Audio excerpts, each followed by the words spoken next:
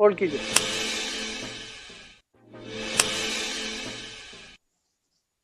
तो हम आपको बताएं कि अमेरिका में प्रेसिडेंट को लेकर के तस्वीर पूरी तरह से अब साफ हो गई है। जो बाइडेन अमेरिका के 46वें राष्ट्रपति के तौर पर 20 जनवरी को शपथ लेंगे। लेकिन जिस तरह से प्रशांत आप बता रहे थे कि जिस तरह का बर्ताव यहाँ पर ट्रंप का दिखा, राष्ट्र अध्यक्षों का जिस तरह से मैसेज मिल रहा है, वो भी एक तरह से कह रहे हैं कि जो कुछ हो रहा है वो ठीक नहीं है। हालांकि ट्रंप जो एक बागियाना तेवर अपनाए हुए, वो बागियाना तेवर अभी भी उनका चल रहा है, लेकिन उनका साफ तौर पर अब ये भी कहना है कि वो सत्ता हस्तांतरण के लिए तैयार हो गए हैं। लेकिन जो फैसला है, जो इलेक्शन है, उसको चुनौती देंगे। लेकिन ये जो बागियाना तेवर अपनाया गया है, क्या आपको ऐसे में ये नहीं लगता कि अमेरिकन समाज अब ऐसे प्रेसिडेंट को बर्दाश्त नहीं कर पाएगी और ऐसे प्रेसिडेंट को हटाने पर विचार किया जा रहा है? देखिए, केवल अमेरिका के लिए नहीं, जैसा मैं कह रहा था कि 14 दिन अभी भी उनके पास हैं और अमेरिकन प्रेसिडेंट के पास बहुत सारी एग्जीक्यूटिव पावर होती है, बहुत शक्तियां होती है और अमेरिकन प्रेसिडेंट दुनिया में सबसे ताकतवर मिलिट्री का कमांडर इन चीफ भी है।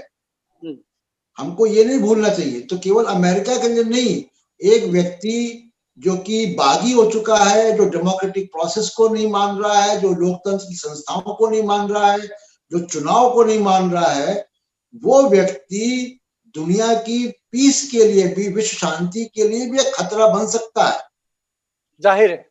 और उस व्यक्ति, इसलिए अमेरिका के अंदर, जब अभी तो वहां पे सुबह के लगभग 4 बजे होंगे, लेकिन अमेरिका में ये डिबेट चालू हो चुकी है कि किस तरीके से जो उनका 25वां संशोधन है संविधान का, जिसमें बहुत साफ तरीके से ये इसके प्राविधान है कि कोई भी राष्ट्रपति अगर शारीरिक रूप से और मानसिक रूप से उस पद के लिए उपयोगी नहीं है या उस पद के लिए जो है वो उचित नहीं है उसका रहना, तो उसको हटाया जा सकता है।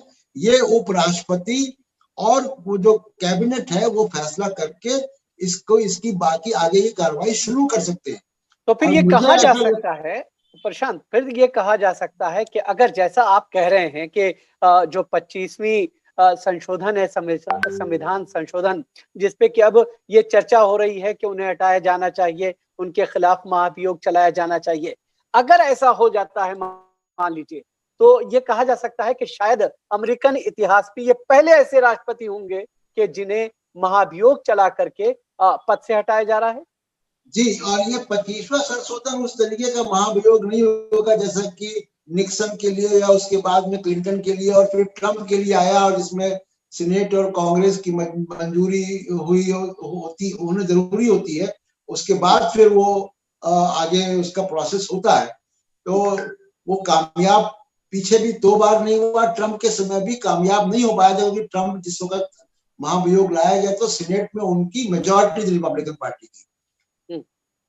ये जो 25वां अमेंडमेंट है, ये इमरजेंसी पावर, और अमेरिका के अंदर केयर टेकर राष्ट्रपति कोई भी भूमिका नहीं होती। केयर टेकर राष्ट्रपति नाम का कोई चीज वहां पे अमेरिका में नहीं है। तो या तो फुल फ्लेजेड राष्ट्रपति है, और राष्ट्रपति अगर इस्तीफा देता है या वो हटता है या उसकी मौत हो जाए, तो जो वाइस प्रेसिडेंट है, जो इस वक्त माइक पेंस है, Mike Pence full fledged president होंगे और सत्ता हस्तांतरण वही करेंगे। लेकिन अब अमेरिकन सीनेटर्स को, अमेरिकन सिस्टम को, अमेरिकन समाज को ये तय करना है कि वो एक बागी राष्ट्रपति का क्या करे।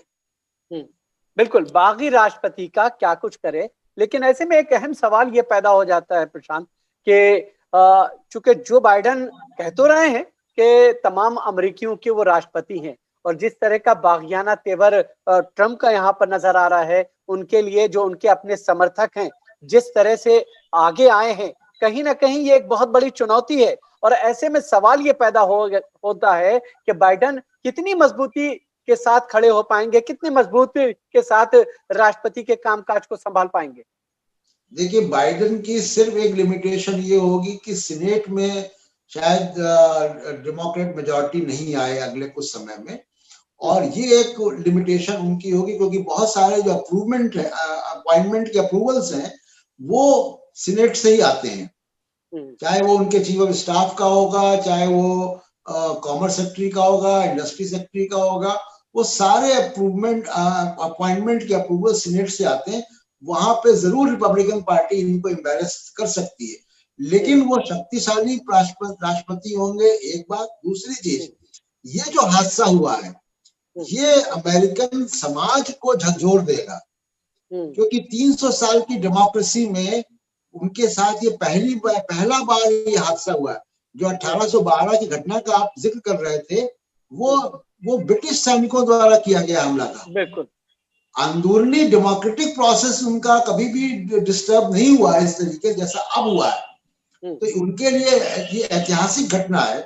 दूसरी इंपॉर्टेंट बात ये है कि देखिए, अमेरिकन जो इंस्टीट्यूशंस हैं, जो अमेरिका में मजबूत लॉबीज हैं, चाहे वो इंडस्ट्री की लॉबी हो, चाहे वो मीडिया की हो, चाहे वो हॉलीवुड हो, जो भी जनता की राय बनाने के लिए जो लोग हैं, जो इंस्टीट्यूशंस हैं, वो ज्यादातर कोस्टल अमेरिका से आते हैं। जिन शहरों के नाम हम सुनते हैं, New York, San Francisco, Los Angeles, Washington, ये सारे कोस्टल एरिया से आते हैं। और अमेरिकन राय, ये कोस्टल अमेरिका ही अमेरिकन राय पूरी दुनिया में बनाता है। वहां पे पूरी तरीके से डेमोक्रेटिक पार्टी ने भारी, वो हमेशा से डेमोक्रेटिक पार्टी के गढ़ है, और इस बार भी डेमोक्रेटिक पार्टी ने वहां से भारी जीत हासिल की है, और उनका डेमोक्रेटिक पार्टी को बहुत समर्थन है वहां पे। तो जो ग्लोबल ओपिनियन है, जो अमेरिकन ओपिनियन है, उसमें तो डेमोक्रेटिक पार्टी का या जो बाइडेन और कमला हैरिस की टीम का काफी जो है वो बोलबाला रहेगा। वो इतना आसान नहीं होगा। अच्छा, एक सवाल आपसे ये समझना चाहेंगे कि पिछले दिनों जिस तरीके से अमेरिका के अंदर एक तस्वीर देखी गई कि एक पुलिस ऑफिसर एक ब्लैक को जिस तरह से पटक करके उसकी जान लेता है, और उसके बाद पूरे अमेरिका में रोष देखा जाता है, तमाम जो ब्लैक्स हैं वो सड़कों पे आ जाते हैं, एक बहस चलती है, और जिसका नतीजा या आप ये देखते हैं चुनाव में भी वो चीजें उभर करके सामने आई हैं। ये जो बागियाना तेवर है, उस वक्त की ट्रम्प की बयानबाजी, ये तमाम की तमाम चीजें अगर हम देखें, कहीं ना कहीं सब की सब एक तरह से अटैच हैं। बिल्कुल है। और देखिए, एक अमेरिका में एक दौर तो जरूर है जहां पे नस्लवाद जो है, रेसिज्म जो है, वो खासकर मिडिल अमेरिका में देखा जा रहा है। और उन्हीं लोगों का ट्रम्प को और रिपब्लिकन पार्टी को ट्रेडिशनल समर्थन रहा है, और उसमें उन्होंने अमेरिका फर्स्ट या इस्लामोफोबिया को भी उन्होंने जोड़ा, जो ट्रम्प की ताकत बना। लेकिन जिस तरीके के रिजल्ट आए हैं और उसमें भारी अंतर से उनकी हार हुई है, केवल वोट परसेंटेज में भी 4% का अंतर है, और इलेक्टोरल कॉलेज में तो अंतर है ही है। तो ट्रम्प की आइडियोलॉजी को, ट्रम्प की मानसिकता को अमेरिका ने रिजेक्ट कर दिया है पूरी तरीके से। अब समर्थन तो देखिए हो गई, जब इतनी बड़ी पार्टी है और वो राष्ट्रपति रहे, समर्थन तो है उनका, क्यों नहीं। लेकिन प्रशांत, इसमें फिर जो है, अगर विदेश नीति की हम बात करते हैं अमेरिका की, खासतौर से जो गल्फ का पूरा रीजन है, वहां अगर हम देखें, पिछले कुछ समय से काफी सक्रिय नजर आए, तालिबान के साथ समझौता, अफगानिस्तान से अमेरिकन सेनाओं को वापस बुलाए जाने का ऐलान किया जाना, या फिर इजराइल को अरबों के बीच में महत्व दिलाना, ये तमाम के तमाम जो अहम फैसले थे, साथ ही साथ अचानक ईरान के साथ जो एक न्यूक्लियर डील चल रही थी उससे खुद को अलग कर लेना, ये तमाम तरह के जो एक अहम फैसले हो सकते हैं जिसका पूरी दुनिया पर एक तरह से असर पड़ता हुआ नजर आता है। ये ऐसे विवादित फैसले रहे हैं जिसको लेकर के कहीं ना कहीं ट्रम्प घिरे रहे हैं।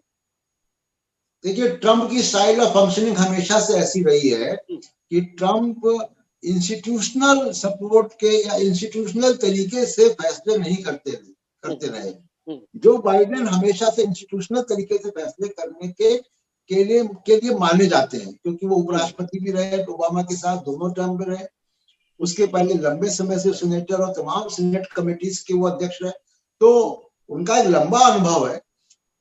जहां तक विदेश नीति की बात है कि दो चीजें तो तुरंत होने जा रही हैं, यानी 20 जनवरी को जब जो बाइडेन शपथ लेंगे तो दो परिवर्तन तो तुरंत देखने को मिलेंगे। एक जो बाइडेन अनाउंस कर चुके हैं कि वो क्लाइमेट डील में वापस आएंगे जी।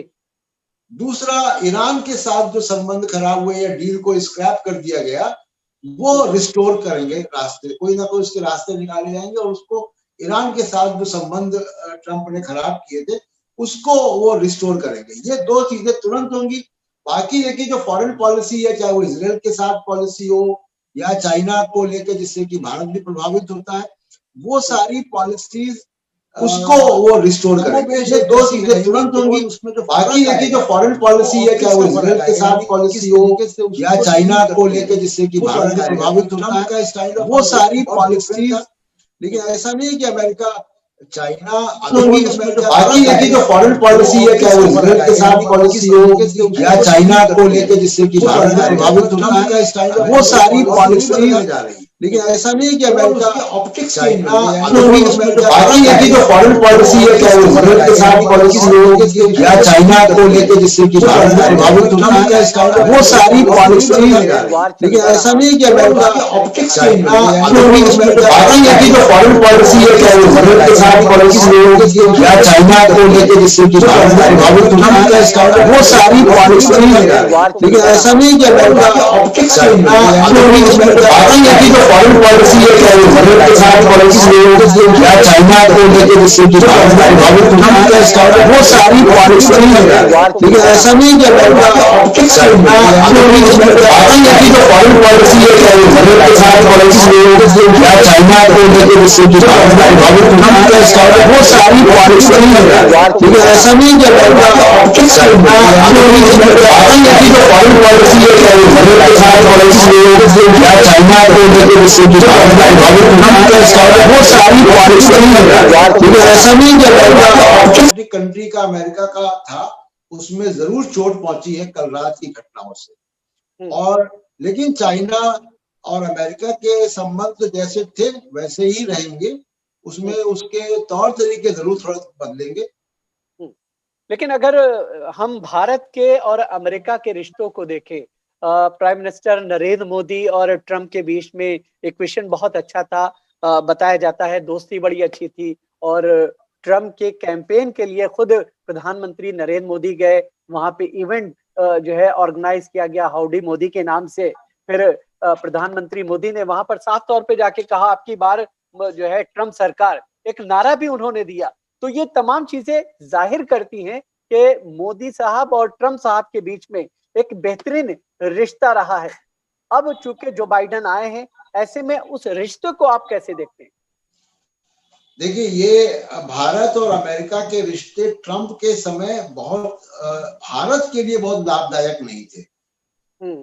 व्यक्तिगत नरेंद्र मोदी जी के लिए वो जरूर बहुत लाभदायक थे, या उनको कहिए कि एक वैचारिक जो दोस्ती है वो जरूर थी, क्योंकि ट्रंप भी इस्लामोफोबिक हैं और जबरदस्त इस्लामोफोबिक थे वो, और वही पॉलिसीज वो अपना रहे थे अमेरिका में जो कमोबेश भारतीय जनता पार्टी और नरेंद्र मोदी भारत में अपनाते हैं। तो ये एक राजनीतिक सोच का करीबी रिश्ता जरूर था। लेकिन ट्रंप के रहते हुए ट्रंप और मोदी के केमिस्ट्री से भारत को बहुत फायदा हुआ हो ऐसा तो नहीं है, क्योंकि लगातार आप देखिए कि H-1B वीजा काटे गए, कम किए गए, वीजा रिजीम और रिस्ट्रिक्ट की गई, जिसमें सबसे ज्यादा 60 से ऊपर भारतीय अप्लाई करते हैं। जो हमारे यहाँ के IT प्रोफेशनल्स हैं जो जाते हैं अमेरिका में, वो सारे जॉब्स वहां पे कम हुए। उसके बाद ट्रेड में भी कोई बहुत कंसेशंस नहीं दिए गए, बल्कि हमारे ऊपर बहुत सारी ड्यूटीज जो है, जिस इंडस्ट्रीज को, खासकर हमारी ऑटोमोबाइल इंडस्ट्री को और कई तमाम इंडस्ट्री प्रभावित हुई बुरी तरीके से, जब उनको जो फेवर्ड कंसेशनल इंपोर्ट था अमेरिका में, उससे छूट से हटा दिया ट्रंप ने।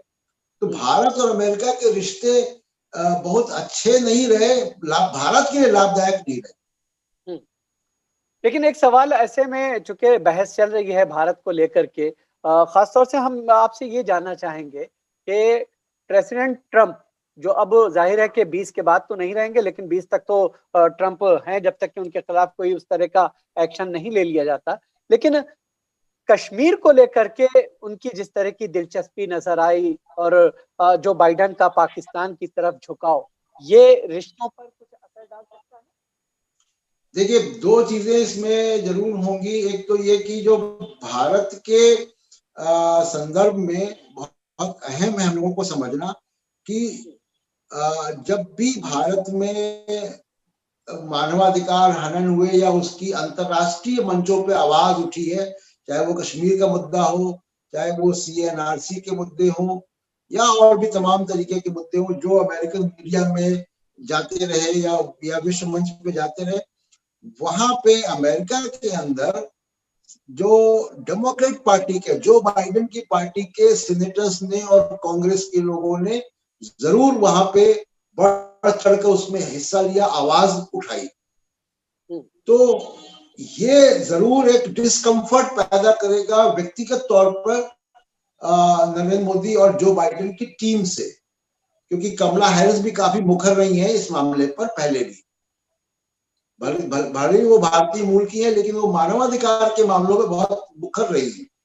तो ये व्यक्तिगत एम्बैरेसमेंट तो जरूर होगा, लेकिन मुझे ऐसा लगता है कि जो बाइडेन के बाद अमेरिकी भारत दो देशों के बीच में रिश्ते सुधरेंगे और उसमें वो भारत के पक्ष में सुधरेंगे।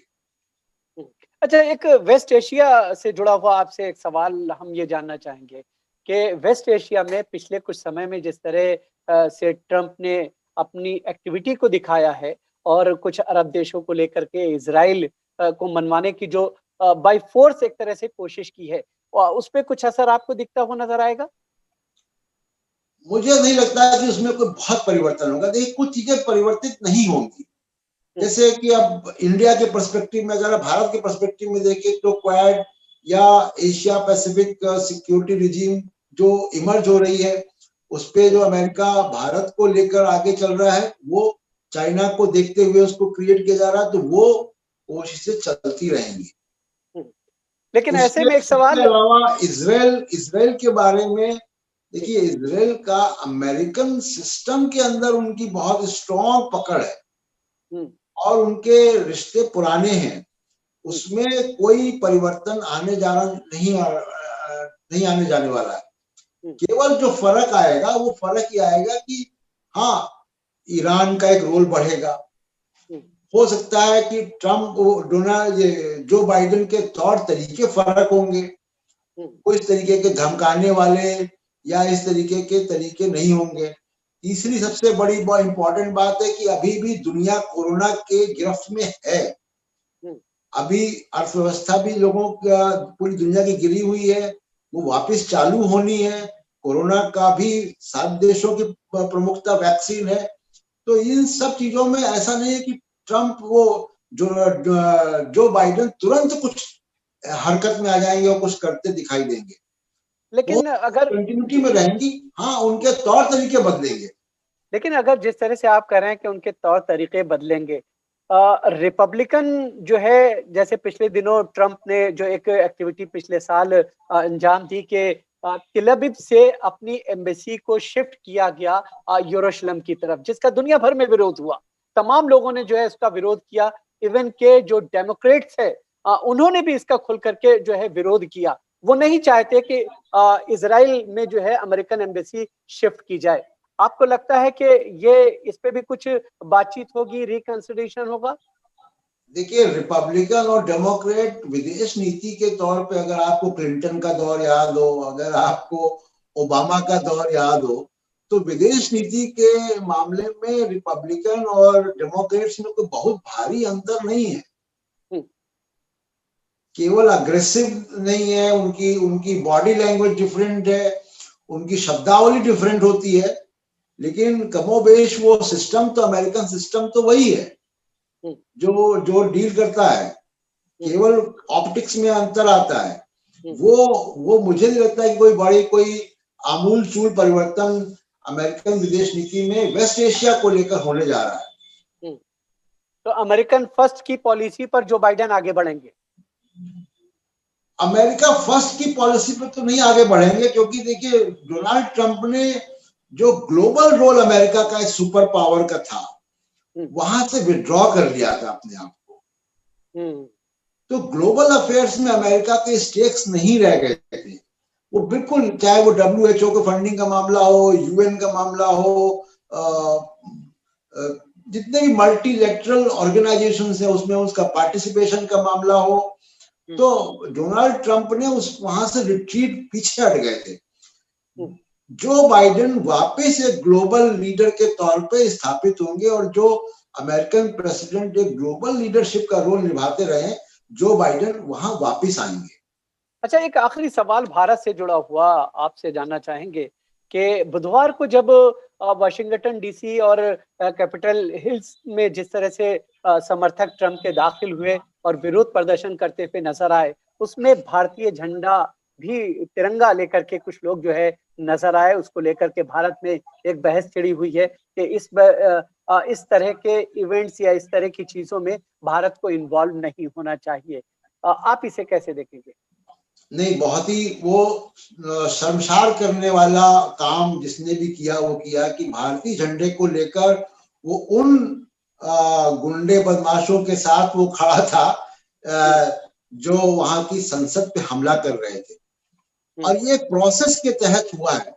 आप देखिए कि डोनाल्ड ट्रंप को, क्योंकि वो इस्लामोफोबिक उनकी इमेज थी, इसलिए यहाँ पे नरेंद्र मोदी जी के समर्थक और उनकी पार्टी के लोग डोनाल्ड ट्रंप का पोस्टर लगा के उसको केक खिलाते हैं उसकी बर्थडे में, उनके लिए हवन करते हैं, उनकी जीत के लिए हवन किया जाता है। मोदी जी वहां पे जाके अब की बार ट्रंप सरकार कहते हैं, हाउडी मोदी वहां चलता है।